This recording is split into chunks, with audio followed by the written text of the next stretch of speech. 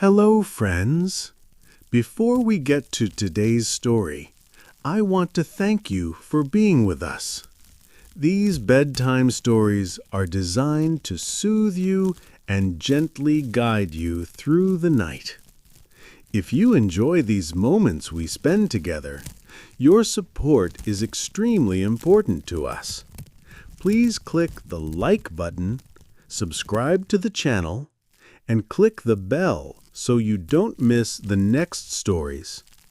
I'm also interested to know where you're listening from. Leave a comment below and indicate your city, state, or even country. It's always especially interesting to see how far these stories spread and feel the connection between all of us.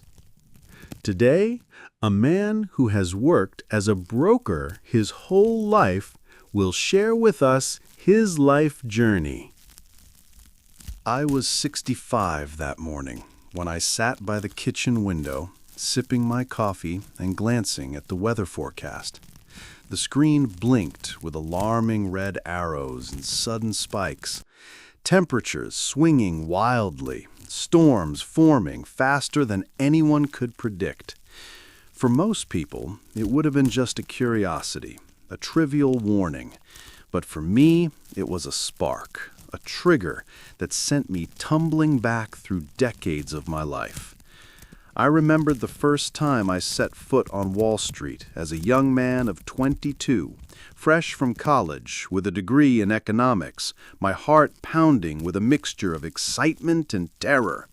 The smell of paper, ink, and cigar smoke hit me immediately as I entered the trading floor.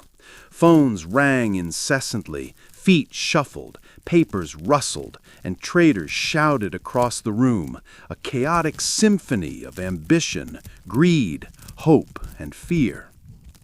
I could almost feel that tension now, prickling at the back of my neck, as if the room itself remembered me. Back then, I had been eager, determined, and naive. I learned quickly that being a broker wasn't just numbers on a screen or shouting orders. It was reading people, feeling the pulse of the market, anticipating movements before anyone else could. It was a game of instinct and intellect, of timing and courage. One wrong move could cost fortunes, and one brilliant decision could define a career. Even now, I could almost smell the coffee brewing in the tiny break room, hear the scratch of pencils on ticker tape, the low hum of conversations filled with speculation and strategy. Every detail etched itself into memory: the crisp suits, the shine of polished shoes on marble floors, the faint scent of tobacco smoke lingering in corners, the adrenaline that never truly left. And as I stared at the jagged temperature graph on the screen, I realized how much my life had mirrored these unpredictable swings, highs and lows, sudden storms and moments of blazing clarity. Today, in the quiet of my kitchen, I could feel the old excitement, the old fear, and the old joy rising again, ready to take me back through a lifetime I had once lived in the chaos and brilliance of the stock exchange. Before the roar of Wall Street, there was my childhood in a small, bustling neighborhood of Queens. I remember the smell of fresh bread from Mrs. Donnelly's bakery on the corner, the honk of cars weaving through crowded streets, the rhythm of life that felt ordinary then, but shaped me in ways I would only understand later. I was a curious boy, always counting, calculating, imagining. Coins fascinated me, not just their weight or shine, but what they represented: possibilities, choices, leverage. I would trade marbles and comic books with friends, carefully calculating every exchange, thrilled with the strategy and the tiny victories. My father, a factory clerk, would watch me quietly, shaking his head, muttering about numbers taking over your head.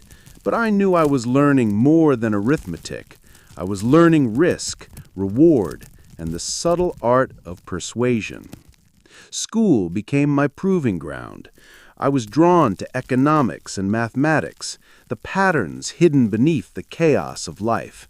I spent late nights with textbooks spread across the kitchen table, listening to the radio, imagining the world beyond Queens, the skyscrapers, the stock tickers, the energy of people chasing dreams and fortunes alike.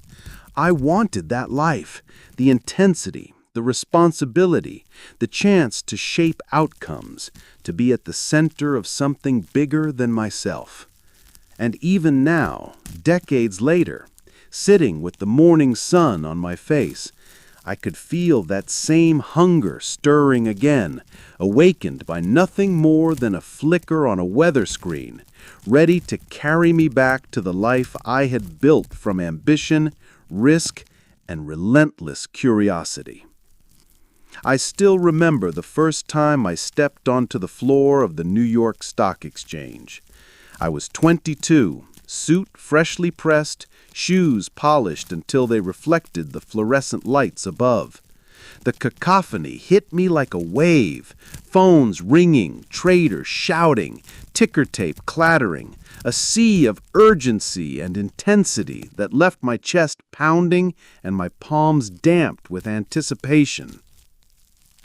My mentor, Mr. Whitaker, a tall, stern man with a sharp eye for detail, guided me through the chaos. "Watch, listen, and learn," he said, his voice barely audible above the noise. "Numbers tell a story, but people write it. Remember that." And he was right. Every glance, every hand gesture, every conversation carried meaning. The trading floor wasn't just about stocks. It was about instinct, psychology, and timing. I learned to read subtle cues. When a trader hesitated before shouting a bid, when a client's hand trembled as they signed a margin account, when a ticker number lingered just a beat too long before moving. Each detail mattered. Each second could mean gain or loss, opportunity or disaster. The smells of the floor were unforgettable.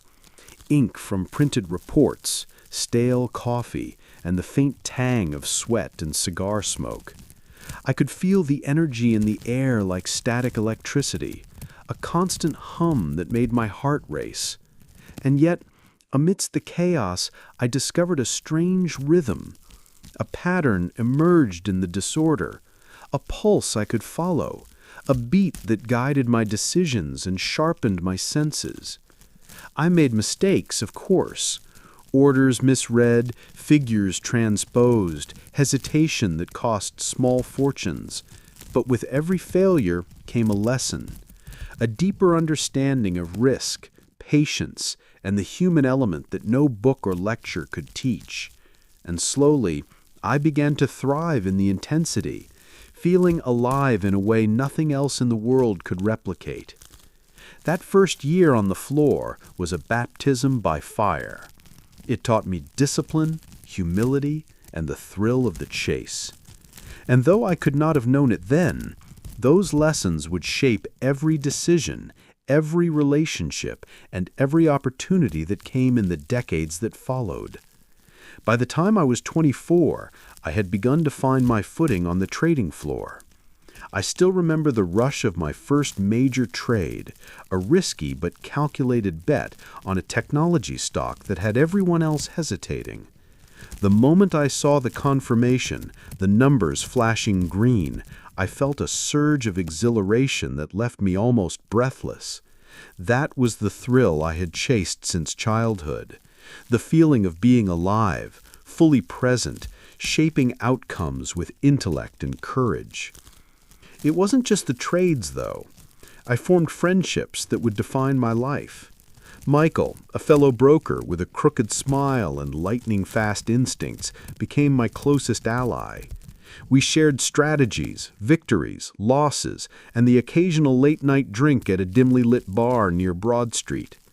Those nights were filled with laughter, reflection, and the comforting knowledge that even amidst the chaos, camaraderie could anchor you. Yet the world of brokerage was also ruthless. I witnessed betrayals, whispered conspiracies, and deals falling through because someone misread a signal or someone chose to deceive. Each experience taught me vigilance, discretion, and the delicate balance of trust and skepticism. I learned that relationships could be as valuable as any stock, but just as fragile. The office itself became a second home. The smell of ink on reports, the tang of coffee, the warmth of a radiator in winter, the occasional cool draft from air conditioning vents. All of it became familiar and strangely comforting. I could recall every corner of my first office, the worn leather chairs, the polished wooden desks, the small water cooler in the corner where secrets were exchanged, quietly, away from the public eye. By then, I was no longer just a young man chasing ambition. I was a broker shaping it, feeling the pulse of a market that was fast, unforgiving, and electrifying. I had my first wins, my first friendships, and my first lessons in resilience. And as the sun set over Manhattan each evening, the city glowing like a sea of gold, I felt that I had stepped fully into the life I had always imagined, ready for whatever the market or life would throw my way. Amid the frenzy of the trading floor, life had a quieter rhythm waiting for me elsewhere. That's where I met Eleanor. She worked in a small publishing office uptown, her desk always stacked with manuscripts and letters. There was a calmness about her, a steadiness I had rarely found in the whirlwind of Wall Street. Our first meeting was by chance, a shared cab during a rainstorm, but the memory of her laughter and the way she tucked wet hair behind her ear stayed with me. Balancing work and love wasn't easy. The floor demanded everything: long hours, split-second decisions, endless mental calculations. Sometimes I came home exhausted, carrying the tension of the day like a second skin. Yet Eleanor's presence grounded me. Dinner together became sacred. A walk along the East River on quiet evenings reminded me of the world outside numbers and trades. Her patience taught me the art of pause, of reflection, of savoring moments instead of constantly chasing the next opportunity. We married when I was 28. The wedding was small but radiant. Family, friends, and a few close colleagues from the floor. I remember the faint smell of roses in the hall, the soft gleam of her engagement ring catching the afternoon sun, and the way her eyes held unwavering trust. In that moment, I realized that life's richest investments weren't in stocks or bonds, but in love and shared experience. Even with marriage, the brokerage world was relentless. Crashes, rumors, and sudden surges became part of our daily conversation. I learned to share my anxieties with Eleanor, to lean on her counsel when the market's volatility threatened to overwhelm me. Together, we weathered financial storms, personal challenges, and the ordinary complexities of life. The lessons of that time were clear. Success was sweeter when shared, and the calm moments of love provided the resilience necessary to endure the stormy seas of Wall Street. In Eleanor, I found balance, and through her the courage to navigate a world that never stopped moving. By my mid-30s, I had climbed into the higher ranks of the trading floor. The thrill of success was intoxicating. Every decision could shift fortunes. Every insight could change the course of investments. I remember one spring morning, the scent of fresh rain mixing with the familiar tang of coffee and paper, when I executed a series of trades that would later be called daring even by the most seasoned brokers. My heart raced with each confirmation, adrenaline coursing through me like electricity. Recognition came quickly.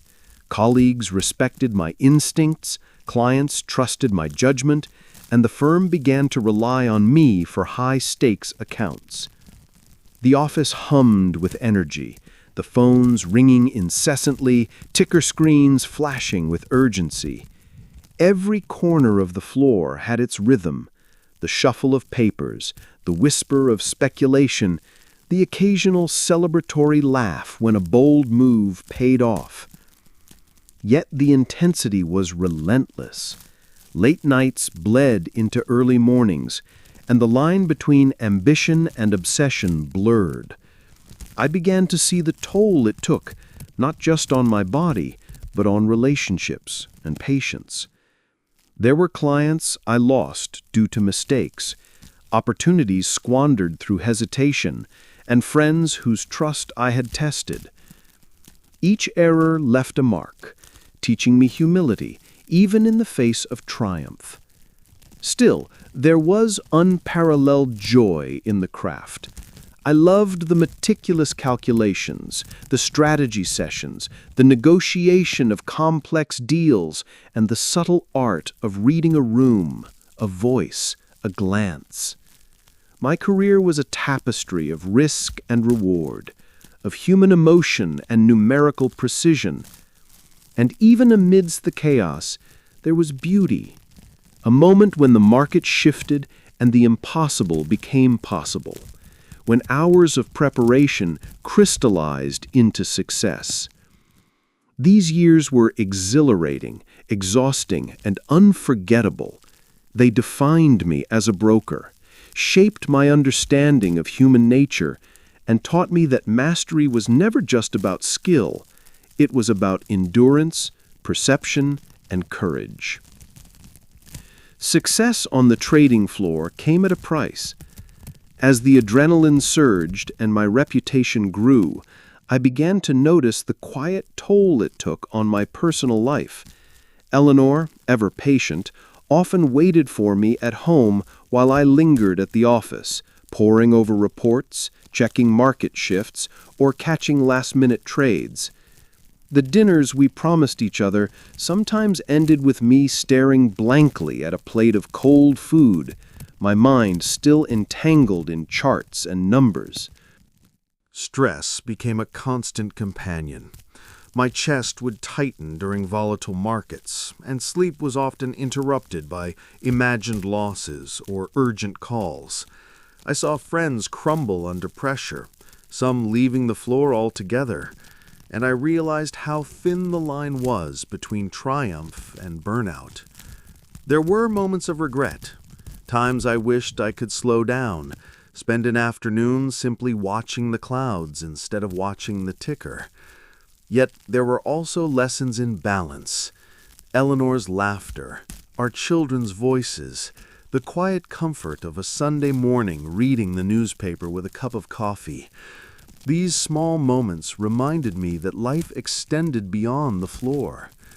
I began learning, slowly, to compartmentalize, to be fully present at home before returning to the chaos outside.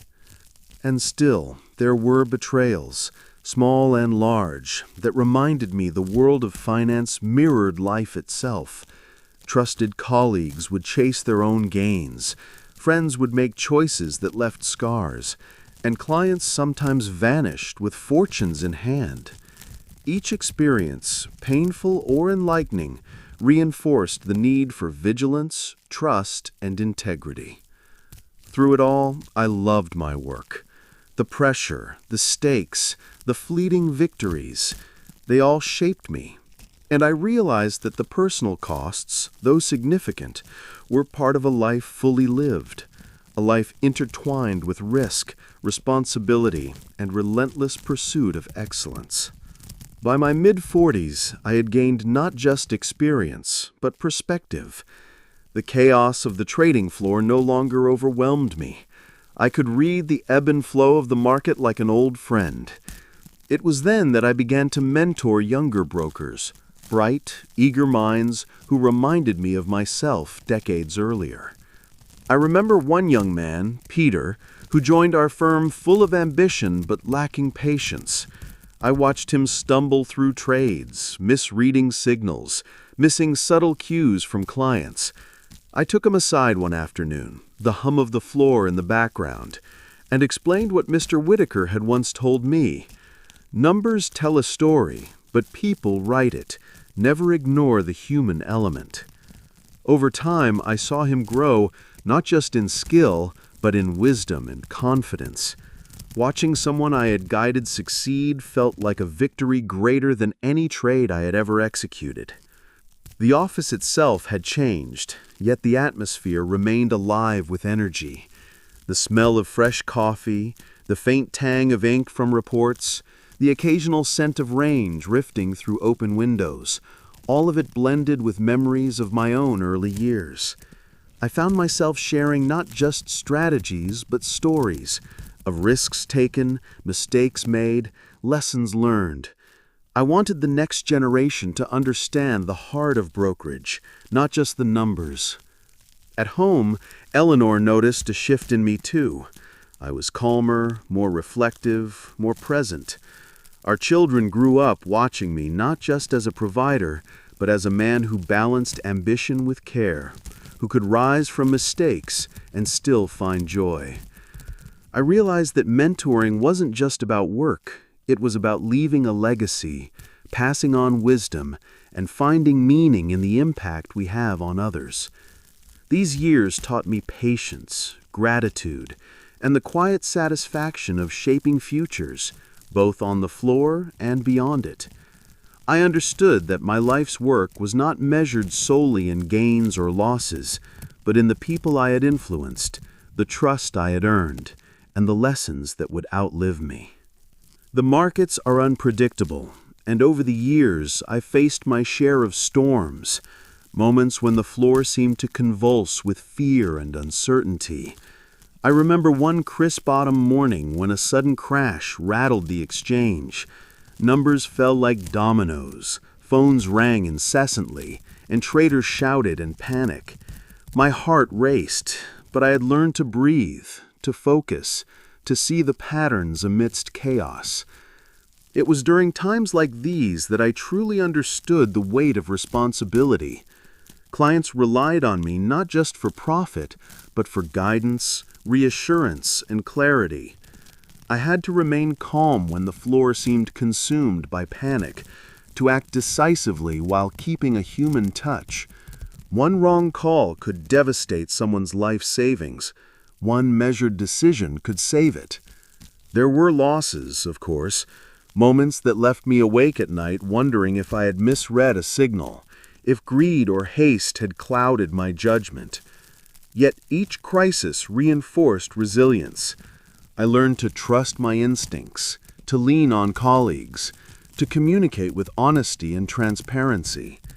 I saw the importance of humility and the value of experience in guiding decisions under pressure.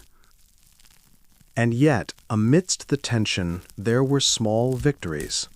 Clients who thanked me for steady counsel, colleagues who learned from my example, moments when calculated patience turned near disaster into opportunity. These experiences shaped me, teaching me that success was never guaranteed, but that integrity, focus, and perseverance mattered more than any fleeting profit.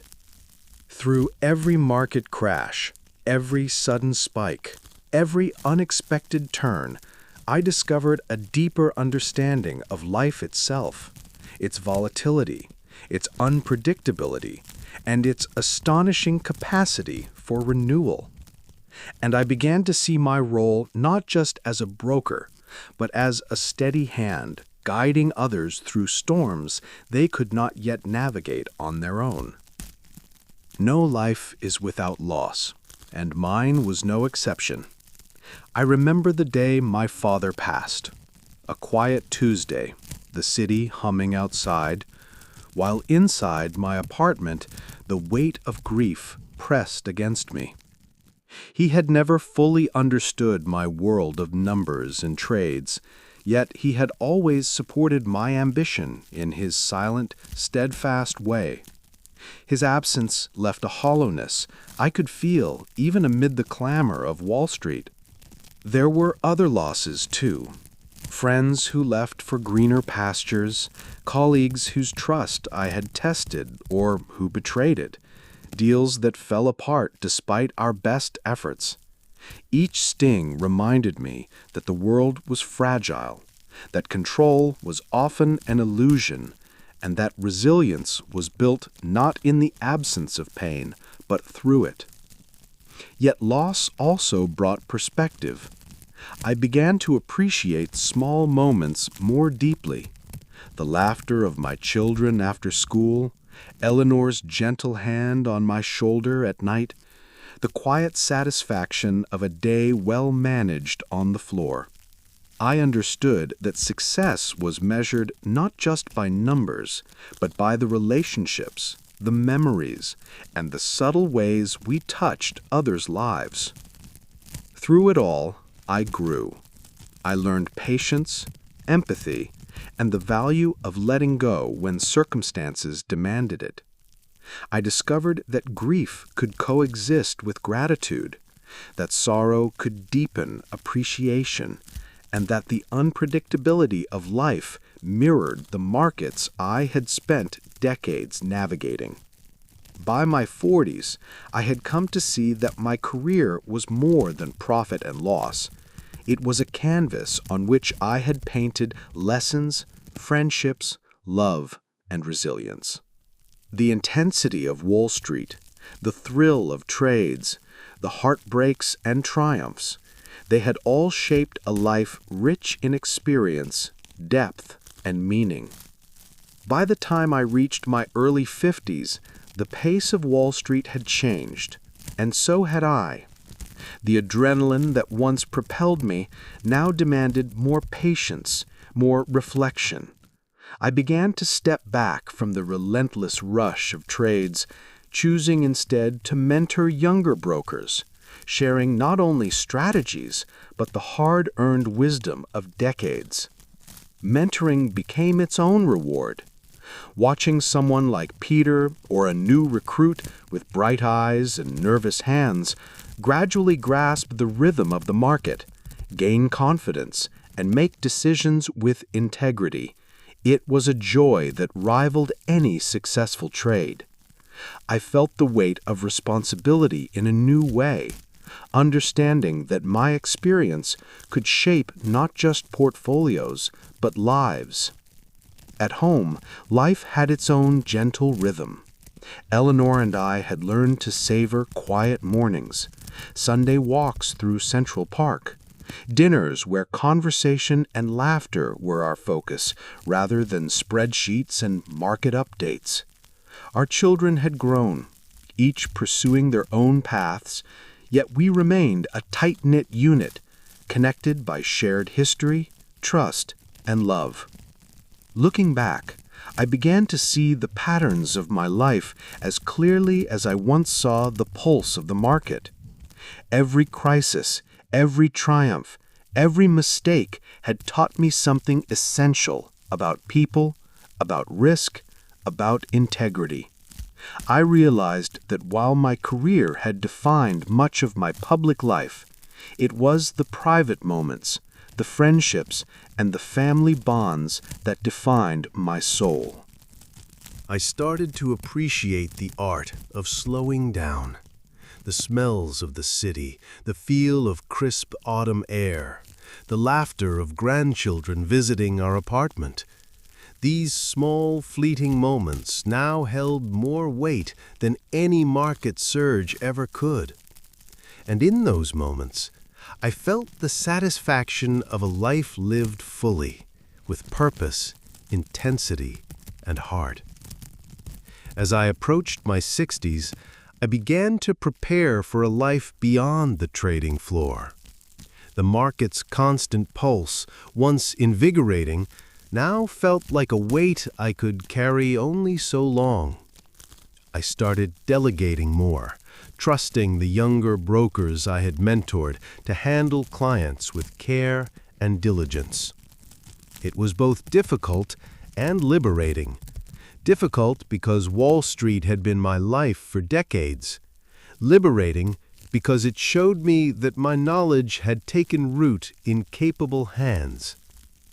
I spent more time at home, noticing details I had previously overlooked, the way sunlight filtered through Eleanor's favorite curtains, the aroma of her freshly baked bread, the soft murmur of our grandchildren as they explored the apartment. These moments, quiet yet vivid, reminded me that life's richness wasn't in constant motion, but in presence. Financially, I had built a legacy I could be proud of. Clients expressed gratitude, some with handshakes, others with letters recalling trades that had shaped their futures.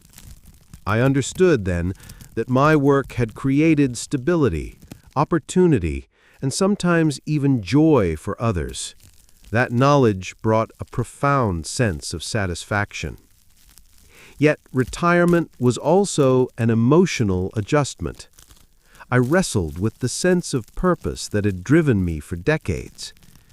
Who would I be without the adrenaline, the strategy, the daily grind of buying and selling? Slowly, I realized that the lessons I had learned, discipline, patience, perspective, could guide me in this next chapter as well. Life beyond the floor was not emptiness, but a new canvas on which I could paint experiences with intention, calm, and reflection. I began to embrace the idea of full retirement, not as an end, but as a transformation, a shift from constant action to mindful living, from measured risks to quiet appreciation, from chasing markets to savoring moments.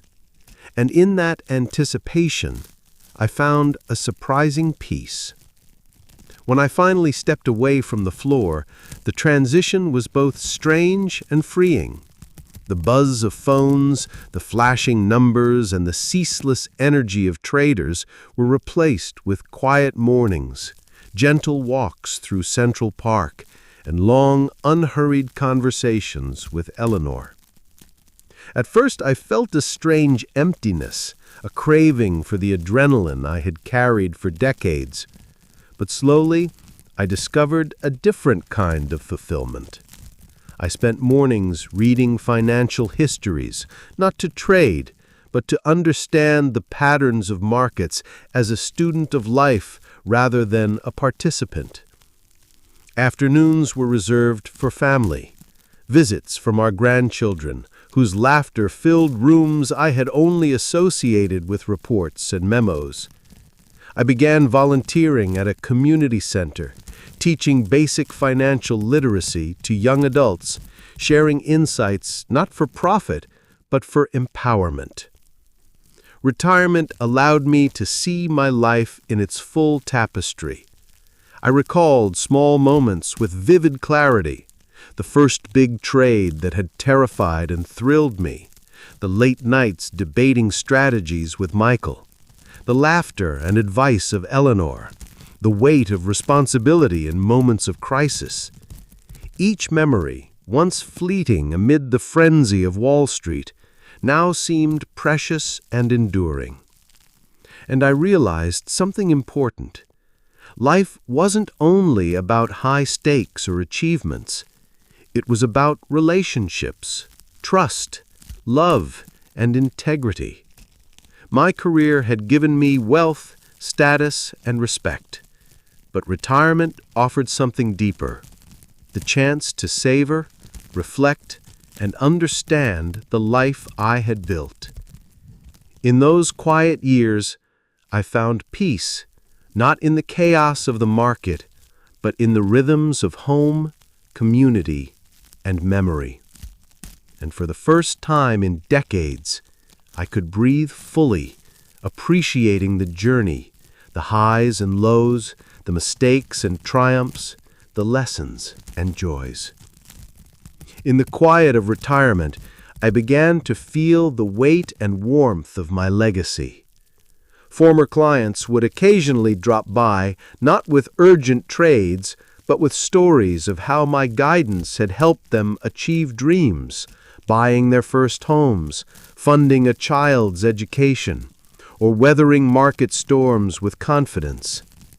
Their gratitude was humbling, a reminder that the work I had poured my life into had meaning far beyond the numbers. Colleagues I had mentored reached out too, some now leading their own firms, others teaching, and each carried a piece of what I had shared with them. I realized that my influence had extended beyond my own successes. It lived on in the decisions, ethics, and confidence of others.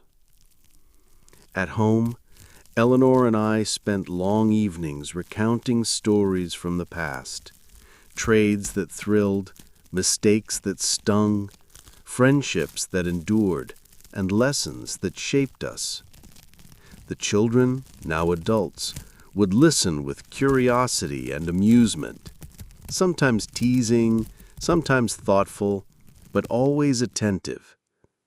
I felt an immense satisfaction knowing that the values and experiences I held dear had been passed on in ways that mattered. Even the city seemed different now. Walking past the familiar streets of Wall Street, I no longer felt the need to race or compete. Instead, I saw history etched in stone and glass, felt the rhythm of life that I had once mirrored, and understood that I had contributed to its pulse in my own way. In gratitude, I recognized that my life had been a series of calculated risks, bold decisions, and personal sacrifices, but also moments of love, joy, mentorship, and growth. And as I reflected, I felt a profound peace, knowing that I had lived fully, intentionally, and with purpose. Now, at 65, I sit by the window each morning with a cup of coffee in hand, watching the city wake. The forecast flashes across the screen, temperatures rising and falling, winds shifting, and I smile, thinking how nothing really surprises me anymore. Yet, each change, each unexpected moment, still carries a reminder of life's unpredictability, much like the markets I once navigated so fiercely. I think of my younger self, the eager boy in Queens, the wide-eyed broker on the floor, the man chasing success and recognition. I see now how every choice, every risk, every triumph and failure shaped the person I am today. Eleanor sits beside me, her hand warm in mine, our children and grandchildren calling with stories, questions, and laughter that fill the house with life. I remember the intensity of trades, the thrill of a successful deal, the tension of moments when fortunes hung in the balance. I remember friendships forged in fire, lessons learned from betrayal, and the quiet victories that carried more meaning than any sum of money. I remember love, heartbreak, responsibility, and growth. And I feel gratitude for it all. Life has been unpredictable, yes, but it has been rich, full, and profoundly human. And now, as I sit in quiet reflection, I feel a deep contentment. I have lived with purpose, felt the highs and lows, loved deeply, worked diligently, and left a legacy that will outlast me. The markets, the city, the world continue on, ever changing, but I have lived my life fully, and that is enough. I am at peace, I am grateful, and I am, in every sense, happy.